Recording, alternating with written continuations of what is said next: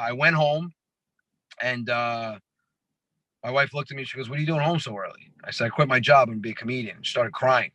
And she was like, "You think you're funny enough to be a comedian? What's wrong with you?" I'm like, "That's not what I expected." And I told her I wanted to follow my dream. And she said I should have just taken a nap. I said, I didn't want to have a dream. I want to follow it. What's doing, everybody? I'm Alec Leese. Thank you for watching First Class Fatherhood. Today's guest on the podcast is comedian Anthony Rodia.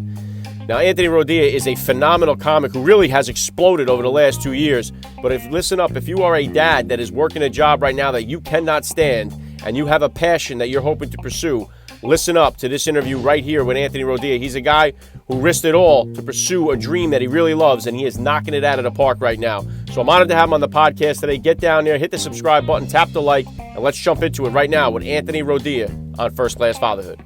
Joining me now, First Class Father, Anthony Rodia. Welcome to First Class Fatherhood. What's going on, Alec? All right, well, listen, it's nice to have you here. Let's start just like this. How many kids do you have, and how old are they? 2 kids. Daughter is 6, going on 35, and my son just turned 2. All right, very cool. You got 1 and 1 there. You're going to try to break the tie with a third, or you all done? No, not at all. Before I got married, man, I wanted to have like 4 or 5 kids. And after the first one, my daughter's a handful. I said, let's try again. If we have a girl, I'm going to call it quits. If we have a boy, I'm calling it quits. And thank God I got a boy out of it. Yeah, I got 4 kids myself. We had 3 boys, then finally got the girl on the 4th try. So, you were playing with house money with 3 boys. Yeah, well, listen, if we didn't get the girl on 4, we would have went for 5. So, but we got her, and that's the name of that tune.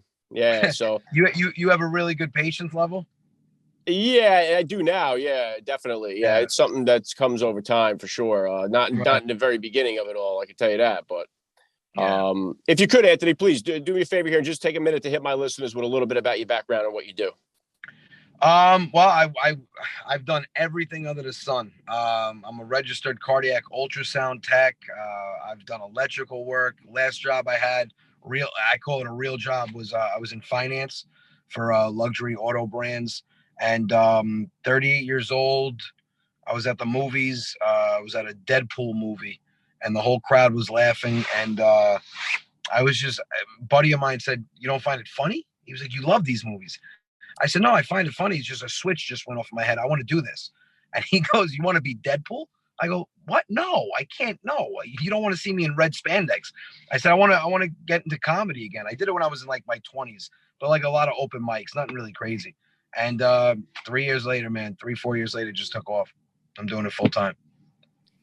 Yeah, it's incredible, man. You've really skyrocketed here. And so in the beginning of this, then take me back to the beginning of your fatherhood journey then. So how old were you when you became a dad, and how did that experience kind of change your perspective on life and fit into this whole thing with the comedy taking off? Well, I was 35 when we had my daughter, and my job. I mean, I made great money. I was able to support my family. My wife was able to leave her job and stay home and raise my daughter. I didn't see anybody. I was leaving my house. I live on Long Island. I was working in Greenwich, Connecticut, so I had about an hour and 10-minute commute every day. I was leaving my house at 7 o'clock in the morning when my daughter was sleeping, and I was getting home at 8, 9 o'clock at night when my daughter was sleeping. So I only saw her twice a week. And I again, my job wasn't horrible. I didn't love it. And I'm a firm believer, man. You got one life to live. You got one shot. Enjoy it as much as you possibly can, because tomorrow's not guaranteed. And I said, I'm going to get into comedy, but first I want to build an audience. So I used the internet. I used social media. Started doing relatable humor, and it started catching on. And I remember 2019 March. I think it was March 18th to be exact. I said to myself, I have a 7:30 in the morning finance meeting, and we get our quarterlies, so I could see what I made for the quarter. If I made more doing comedy, doing shows here and there, because I had a small agent that I was with, Roger Paul, but I was booked. I mean, I was booked for like probably 6 months out. So I said, if I made more or the same doing comedy than my actual job, I'm going to quit. And I remember I looked at it, and I made more doing comedy that first quarter. And everyone says, don't burn your bridge. Dude, I torched the hell out of whatever bridge I had left. I walked into this finance meeting. I told everybody that I worked for what I thought about them. Some of them I liked. They weren't upset. Some of them I had a lot brewing. I went home, and my wife looked at me. She goes, "What are you doing home so early?" I said, "I quit my job and be a comedian." She started crying. And she was like, "You think you're funny enough to be a comedian? What's wrong with you?" I'm like, "That's not what I expected." And I told her I wanted to follow my dream. And she said I should have just taken a nap. I said, "I didn't want to have a dream. I want to follow it." And, obviously the worries, what are we going to do? We have a young kid. What are we going to do about medical insurance? And then, I think that's what motivated me the most to not let down. I let her down, let my daughter down. And I kept the pedal on the throttle, man. And it took off. And then a year into it, I found out we were having another child. And that really kind of forced me to just kind of get my sights on what I want and go for it. And I haven't looked back since. Very well said. That's incredible, Anthony. And one of the things I do try to tell the young guys, because a lot of kids, when I tell them I have 4 kids, they look at me like I got 4 heads. You know what I mean? They think Right. that's crazy.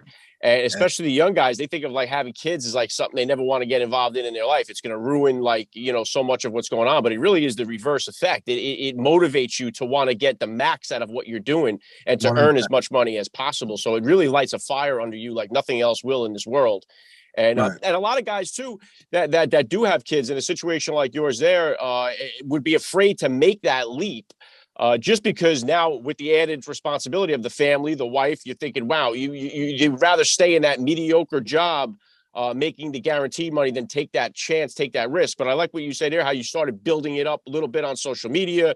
And so Yeah. you didn't just quit the job and then start opening an Instagram account. Like, you know what I mean? You had a little bit of the ball rolling there.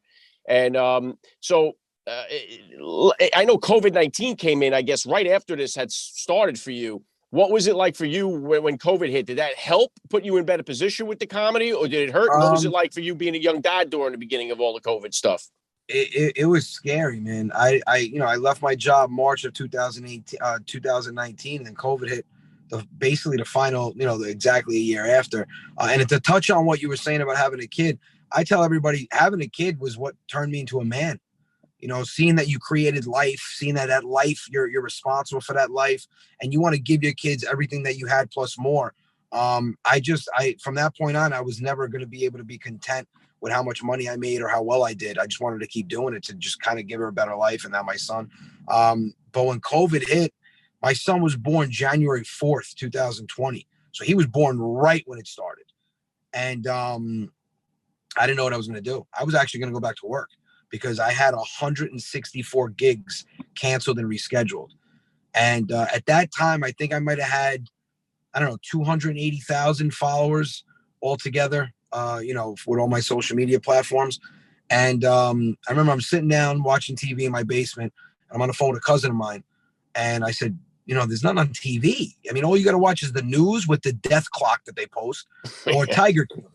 And Tiger King, it's like a train wreck. So I said, wow, nobody has anything to watch. I'm going to start making videos and I'm going to go like overboard. I made 96 videos in a row and I posted one every night, 7 o'clock for 3.5 months straight. And I'm telling you, it was the best thing I ever did. My following went from, I think, 240,000 to 900,000 in 6 months. I was getting 80,000 a week on Facebook. People were just sharing it 50, 60, 70,000 times. Videos were getting millions of views. And that's how I built my crowd. And then I started doing shows outside. I was doing outdoor shows, whatever I can do. And now, I'll do, like this weekend, I've got, two sold out shows at Foxwoods. And, people come up to me all the time at every show and they thank me. They're like, thank you for giving us kind of an escape during a horrible time where we needed a laugh. You gave it to us. And I think them coming out is their way of showing me kind of, supporting me for what I did for them. And it's amazing, man. And if anything, it made me realize how strong laughter could be. You need it. I mean, when you're laughing, think about it, you're in a good mood. And to be able to do that, it really means a lot. It puts more meaning behind what I do. Yeah, very well said, Anthony. And I agree with you there. I'm one of those guys too. Like you definitely need. I'm more into watching. If I'm going to watch something, I'd rather put on a comedy. Definitely for me. And I've had a lot of the comedians on here: Adam Carolla, Howie Mandel, Jim Brewer. All these guys, good dads, good comedians. But one of the things I usually try to ask them is because we've been hit with the cancel culture, and nowhere is it more effective or hurt than in that comedy scene where it's kind of like things that you may have used to say and incorporate into the comedy now may want to stay away from. We've seen what happened with the Dave Chappelle and the outburst and all this other stuff. Do you kind of watch what you're doing? Does it affect in any way what you're doing as far as when you're writing your comedy or when you're going to perform? Do you keep that in the back of your mind, like, oh, I better not say this? Or do you alter your show based on that cancel culture? No, I do the opposite. My thing is, you come to my show, you're in my house. That's my house. That theater, that comedy club, you're in my house now. And no one's going to tell me what to say in my house. If you're coming to a comedy show with a clipboard and a notebook taking notes on what offended you, you have no business in a comedy club or a theater or at a comedy show. I grew up on all the old school greats: Rodney Dangerfield, George Carlin, Richard Pryor, Eddie Murphy. My first stand-up I've ever saw, I was 8 years old. Or 7 years old. I snuck into my aunt's living room New Year's Eve, and I watched Andrew Dice Clay. It was shell shock, but that was my first comedy show. I come from a big Italian family. A lot of busting chops, a lot of joking around. You get a bad haircut, someone's going to exploit you for it. So with comedy, people have to stop looking at it as an attack. If I talk about someone that I came into contact with that's large, or someone old or short, or whatever it is, if I'm talking about my wife or my kids, people have to stop looking at it as I'm attacking them because it resonates. It should resonate. Relatable comedy is funnier than non-relatable comedy because it hits close to home. And I think a lot of people have gotten off that, where they think it's a direct attack on them. And if they really sat back and realize what comedy is, you go to a comedy show, that's supposed to be an enjoyable escape from whatever you're going through in real life. It's supposed to take you away from reality and bring you into a world where for an hour and a half, or whatever it is, you're laughing. And I try to make people laugh until their stomach hurts. And people write me sometimes, oh, I didn't know your show was going to be like that. You really kind of talk about everything. And I'm like, well, listen, if it offends you, it pleases more people than it offends. I wouldn't say I'm very raunchy, or, I like to keep everything tasteful, because I have 18-year-olds on my shows and 80-year-olds on my shows. I've got 3 generations. So I've got to watch what I say in that sound. I like to keep it tasteful, but I don't limit myself, man. I said to myself, the day that I have to tiptoe around comedy because I'm afraid of who I'm going to offend, I'll stop doing it.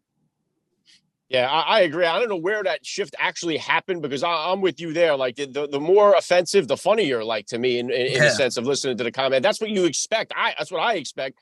And, I'm a railroader. I've been working for the railroad for 22 years. So it's like the language and stuff, the ball breaking that goes on there, it's like anything goes. And it's like, then you see some people like get offended. And sometimes I wonder if it's just like, if they're faking it, like if they're just pretending to be offended, or are you really offended by some of this stuff? Like sometimes it seems so... It seems so disingenuous. I agree with you, man. Some people just like to complain. That's what I've kind of come to the conclusion with. Some people just like to complain. They feel like if they're okay with everything, people are going to look at them different. People are so worried about what others are going to think about them. Like I had one, like I talk about I'm constantly writing new material. I write what goes on. My last show, I spoke about how I went to a deli that I was going, and there was a woman in the front, ordering, and I've seen her in there 1,000 times. And she's like, can I get a sample of the roast beef? And they gave it to her, and she's like, that's delicious. I'll take a pound of that. And can I just get a slice of the salami? And I said to her, I go, excuse me, can I order? She goes, I'm not done. I go, do you honestly think that anyone in this place feels like you've never had turkey and you've never had salami? And she was a large woman, right? So she goes, what's that? I said, you know what that's supposed to mean. That's like me coming in here and going, what does an Italian combo taste like? I said, just order the cold cuts. And she was like, wow, where do you get off? I go, I'm in a rush. You're taking samples of stuff you've had every week. A lady emails me, and she goes, I enjoyed your entire show except when you fat shamed that woman at the deli. And I'm like, are you a large woman? She goes, no. I said, then what the hell do you care? I said, seriously, what are you, like an overweight crusader? You're just going to go out there and stick up for all that? I said, you think I have no overweight people in my family? I'm Italian. I have like one uncle, like literally 2 chicken cutlets away from probably having a stroke. He don't care. I said, just relax, man. I said, and if it makes you feel better, my underwear is folded right now by itself. And she's like, what the hell is that supposed to mean? My stomach during COVID got so big where it has the ability to fold my underwear band in half. It's folded right now. She goes, I don't understand what you mean. And then I said, you know what? Forget it. There's no even joking around with people like that. You can't, I used to let it bother me, man, but You can't please everybody. And there are going to be those people in a room of 1,000 people. 999 of them will be laughing. And that person that's not laughing will think they're the ones with the issue. Right. Yeah. Yeah. It's terrible the way that works out. And I'm curious too, because I know that you create the characters like the Uncle Vinny and stuff like this. Do you have certain characters or stuff that you do just for your kids alone? Like, do you have separate stuff you do with them? And is it difficult? Like, I know your son probably too young, but does your daughter know the difference between when you're being serious and when you're joking around and stuff like that? Is it hard for her to tell? And I would. Yeah. I mean, I if I start counting to 3, she knows I'm serious. And I've turned into my parents. I've never heard my father. I don't even know if my father knows that I count to 4. I've never heard him. It usually went 2.5. And if I didn't come over there, everything started getting a little black. Everything started dimming. But yeah, I have to, I mean, it's hard because she knows I joke around for a living. And she's very involved in my comedy. I have her on my videos. Believe it or not, I mean, a couple of my big shows, I just did a show at Westbury in December, 2,000 people, and she introduced me on stage in front of everybody. So she likes what I do. She loves what I do. But yeah, she knows when I'm serious. When my face goes like this,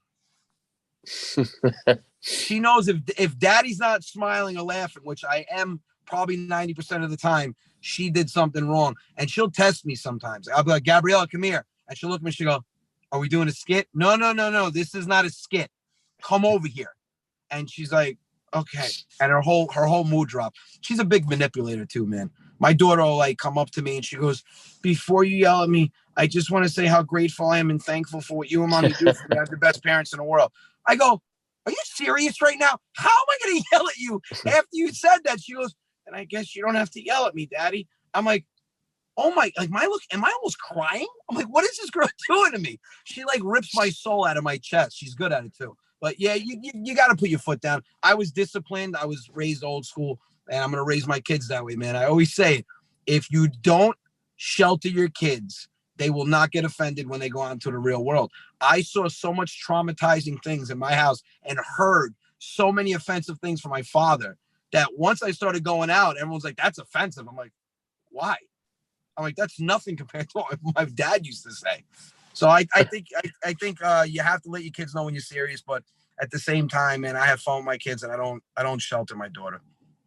Yeah, I'm right there with you, and it's definitely a challenge for me. Like I said, I have three boys, and then my daughter, and she can be very manipulative too. She knows that my disciplining with her is far different than it is with my boys, and it's still something my wife gets on me about, and I'm still a work in progress with. So what about as far as values go, Anthony? What would you consider the top values you want to be to instill in your kids as they grow up? Well, one of the reasons why I did what I did, I wanted to set an example for my daughter. Don't let anybody in this world tell you can't do something.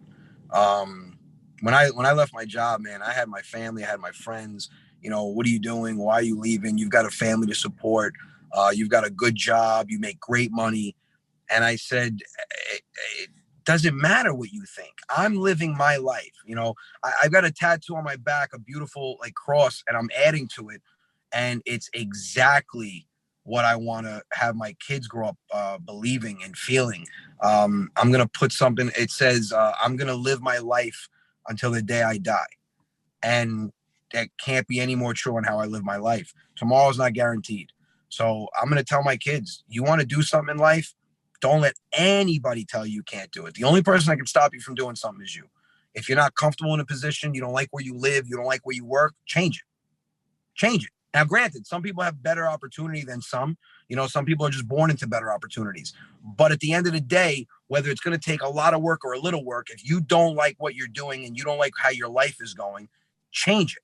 And those same people that doubted you are going to be the same people that come out of the woodworks and make it like they supported you from the get-go.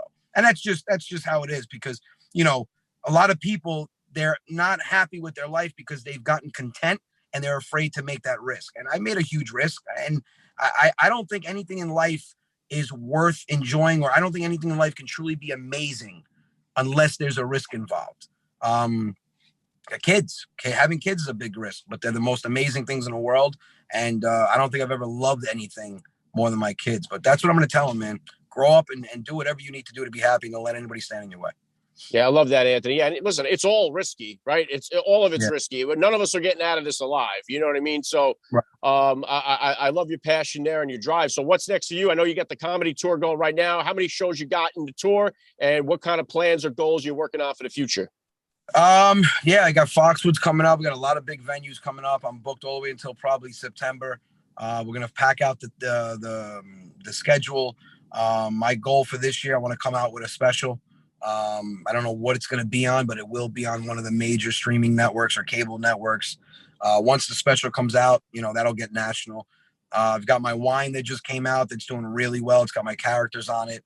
We're coming out with toys, little plush dolls that you'll push a button and they'll have like 5 or 6 sayings, Uncle Vinny and Z Lucia dolls, and we're working on a cartoon. So a lot of big things happen. I'm never content, man. I'm pushing, and every time I get comfortable and I'm like, all right, maybe I don't have to do a video this week. I look at my kids and I'm like, you know what? As a dad, I can't take my foot off the throttle. Their future relies on me, and I'm going to give them the best life I could possibly give them. Yeah, great stuff, Anthony. Last thing I want to hit you with here, I love to ask all the dads that I get on the podcast, what type of advice do you have for that new dad or for that about to be father who's out there listening? Good luck. Good luck. I didn't know how hard being a parent was, man. And again, I'm on the road a lot. My wife Michelle, she does a lot with the kids. She takes them all over the place, gymnastics, school, everything like that. I'll pick my daughter up and drop her off a lot when I'm home. But good luck. It's a lot, and you don't realize it until that kid comes out. That life is in your hands. You're responsible for that life. You're responsible how that kid grows up. All these kids today that are doing stupid things and maybe breaking the law and all this, I always say, I don't care what they're going through, everything starts in the home. The way you raise your kids is the way they're going to grow up. And if your kid is a bad kid or your kid's doing something they don't belong doing, that's a reflection on you as a parent. So if you're going to have a kid, just know that the way that kid grows up and becomes an adult, that's going to heavily weigh on you, and you're responsible for that life. So if you're not ready to give a kid the world, you're not ready to just make that child everything to you, then you're not ready to have a kid yet. And I'm glad I waited till I was 35. Yeah, very well said, Anthony. I love the message. I'm going to put the link to the tour, to your website in the description of today's podcast episode, so my listeners can get over there, grab some tickets. You're a first-class father all the way, and thank you so much for giving me a few minutes of your time here on First Class Fatherhood. My pleasure, man. Anytime, Alec. Thank you for having me on.